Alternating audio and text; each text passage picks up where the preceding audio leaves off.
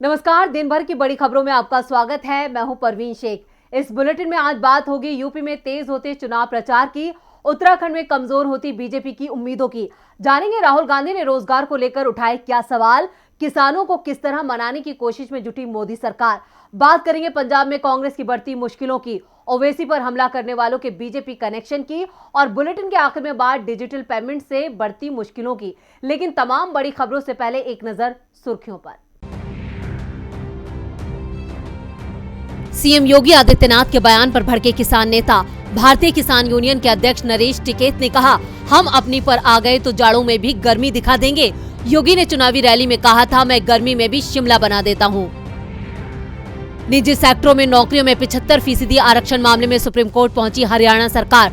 हरियाणा और पंजाब हाईकोर्ट ने निजी सेक्टरों की नौकरियों में आरक्षण पर लगाई थी रोक। हरियाणा सरकार ने निजी क्षेत्र में आरक्षण का बनाया था कानून।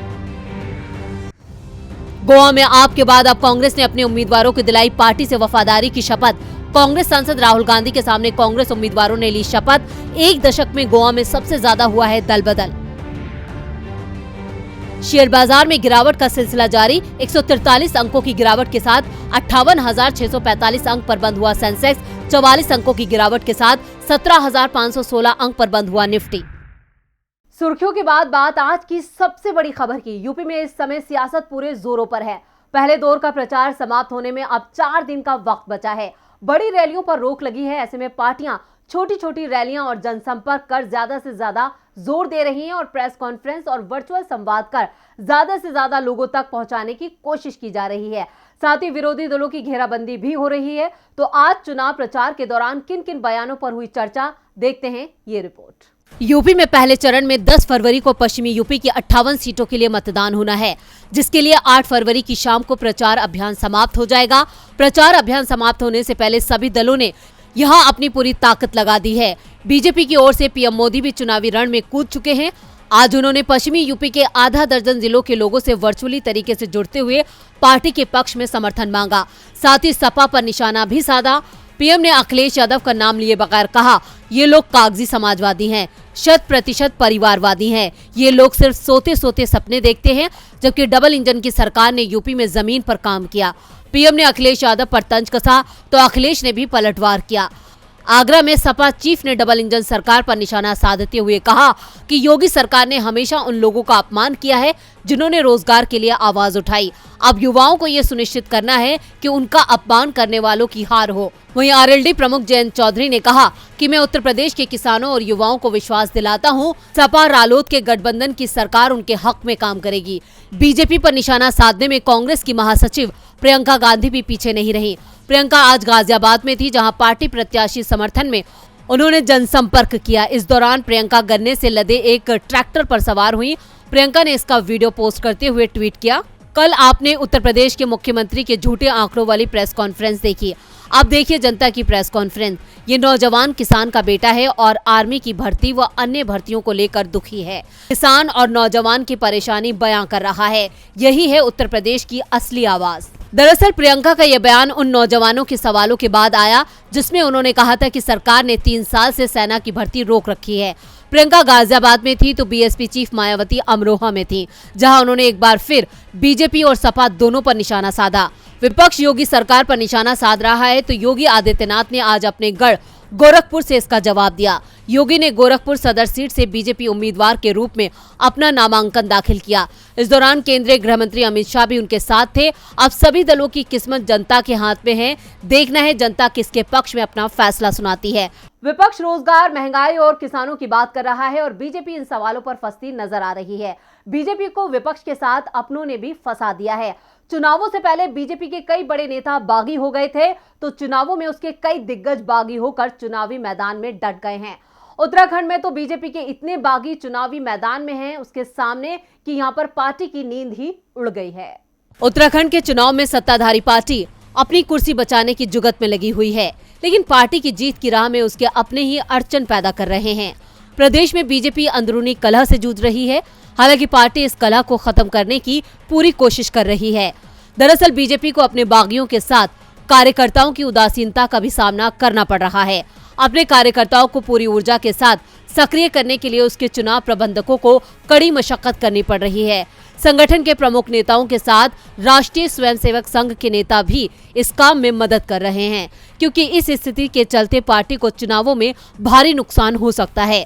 उत्तराखंड में इस बार के विधानसभा चुनाव में पार्टी को अपने पुराने संगठनात्मक नेताओं की कमी खल रही है। वहीं पूरे प्रदेश के कार्यकर्ताओं में जिस तरह की उदासीनता दिख रही है, उसे लेकर पार्टी चिंतित है।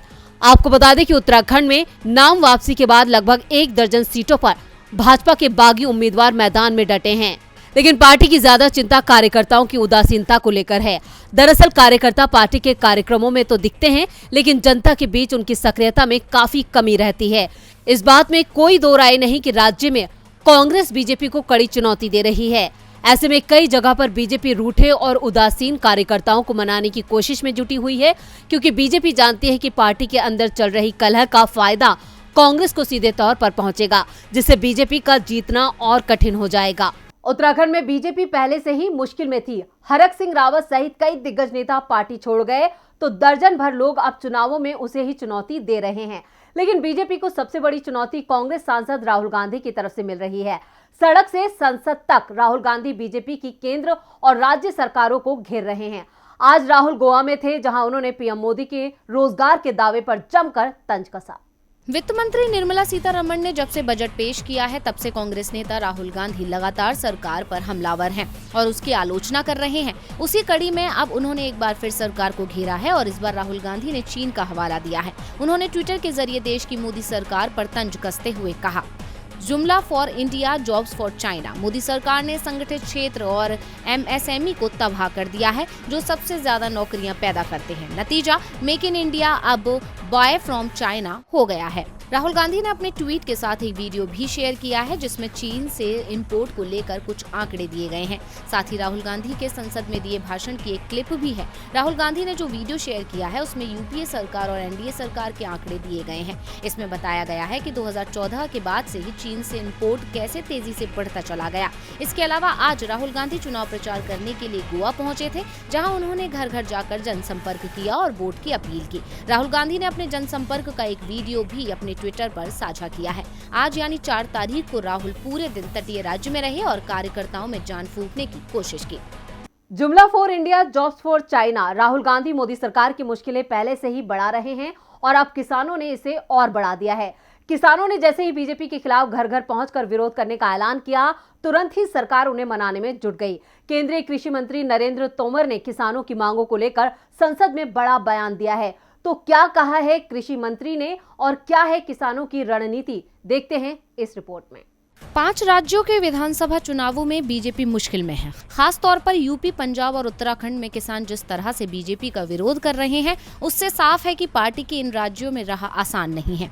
3 फरवरी को किसानों ने प्रेस कॉन्फ्रेंस कर ऐलान कर दिया कि 50 से ज्यादा किसान संगठन अब गाँव-गाँव में घर घर जाकर लोगों से बीजेपी को वोट न देने की अपील करेंगे। किसानों का ये गुस्सा बीजेपी की वादा खिलाफी को लेकर है। दरअसल केंद्र सरकार ने कृषि कानूनों की वापसी के बाद किसानों को लिखित में आश्वासन दिया था कि कृषि कानून के खिलाफ आंदोलन के दौरान जो मुकदमे किसानों पर दर्ज हुए हैं, उन्हें वापस लिया जाएगा। MSP को लेकर एक कमेटी बनाई जाएगी। किसान धरना स्थल से पीछे हट गए तो सरकार भी वादे से पीछे हट गई। लेकिन जब 5 जनवरी को पीएम मोदी का पंजाब दौरा तय हुआ तो किसानों ने एक बार फिर पीएम के विरोध का बिगुल फूंक दिया।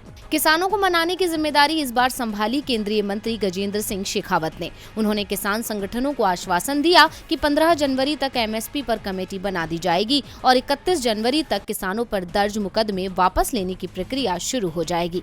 लेकिन जब ये समय सीमा भी बीत गई तो किसानों का धैर्य भी जवाब दे गया और 3 फरवरी को संयुक्त किसान मोर्चा ने ऐलान कर दिया कि अब बीजेपी के खिलाफ आंदोलन तेज किया जाएगा। किसानों के गुस्से और विधानसभा चुनावों में होने वाले नुकसान को देखते हुए बीजेपी बैकफुट पर दिखाई दे रही है। मुश्किल में फंसी बीजेपी के लिए इस बार किसानों को मनाने की जिम्मेदारी केंद्रीय कृषि मंत्री नरेंद्र सिंह तोमर ने संभाली है। कृषि मंत्री ने राज्यसभा में कहा कि 5 राज्यों के विधानसभा चुनाव के बाद MSP को लेकर कमेटी बनाई जाएगी। यानी सरकार ने अब एक बार फिर नई तारीख दे दी है। कृषि मंत्री के बयान से साफ है कि सरकार एक बार फिर किसानों के सामने घुटने टेकती दिख रही है, लेकिन किसानों को सरकार के बयान पर भरोसा नहीं है। किसानों ने भी साफ कर दिया है कि वो सरकार के आश्वासन में इस बार फंसने को तैयार नहीं है। बीजेपी को चुनावों की चिंता है और चुनाव होने के बाद वो फिर अपने वादे से मुकर जाएगी, जैसा पहले 2 बार हो चुका है। एमएसपी कमेटी पर एक और तारीख, लेकिन किसान सरकार पर भरोसा करेंगे?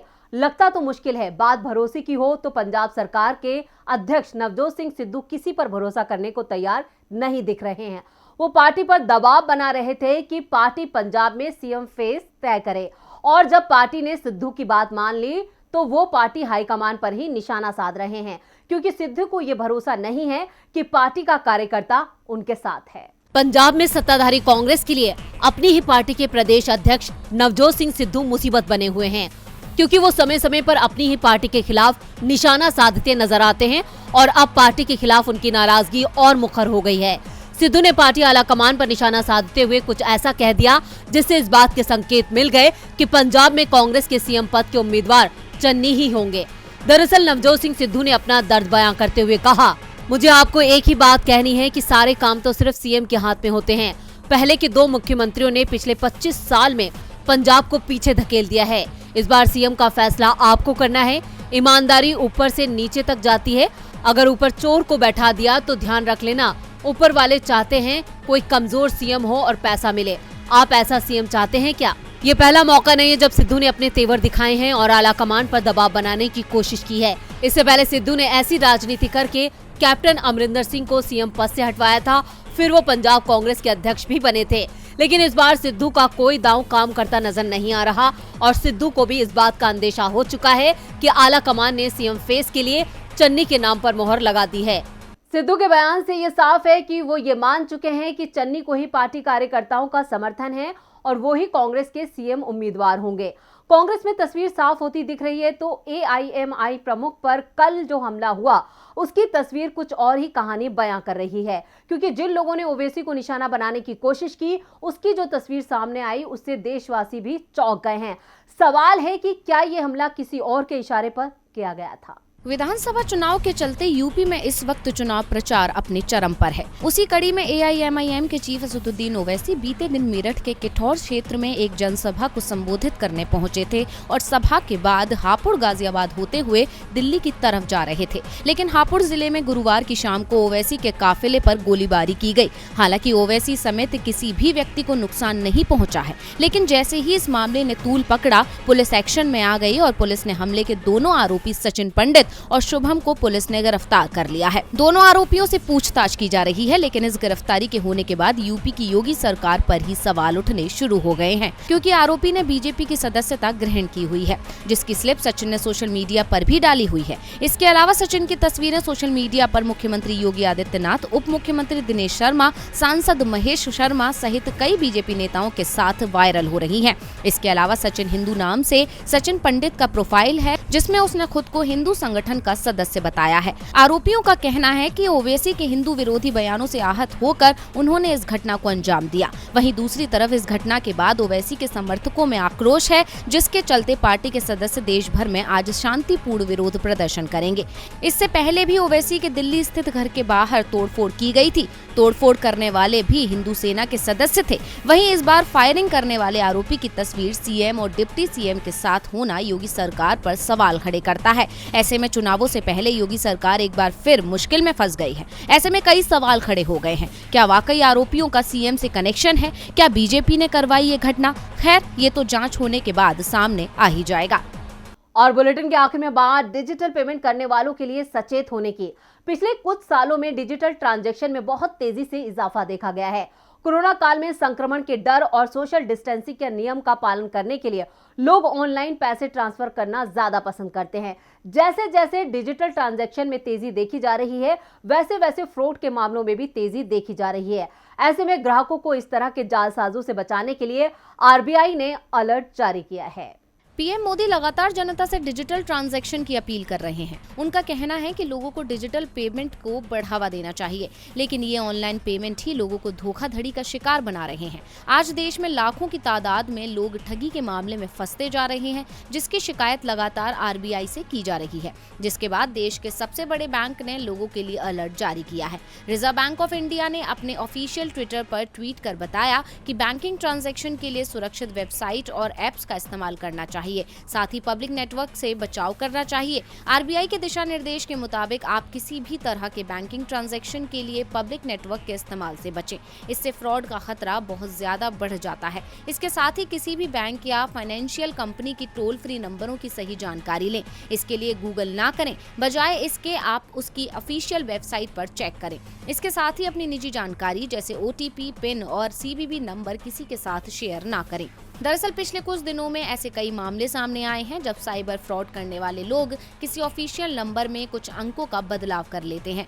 इसके बाद लोगों को कॉल करके मैसेज करके उनका सीवीवी, ओटीपी, पिन आदि जैसे जरूरी जानकारी लेकर लोगों के बैंक अकाउंट से पैसे उड़ा लेते हैं। लेकिन इसे लेकर अब आरबीआई ने अलर्ट जारी किया है और लोगों को बचने की सलाह दी है। तो आज इस बुलेटिन में बस इतना ही। देखते रहिए डीबी लाइव। नमस्कार।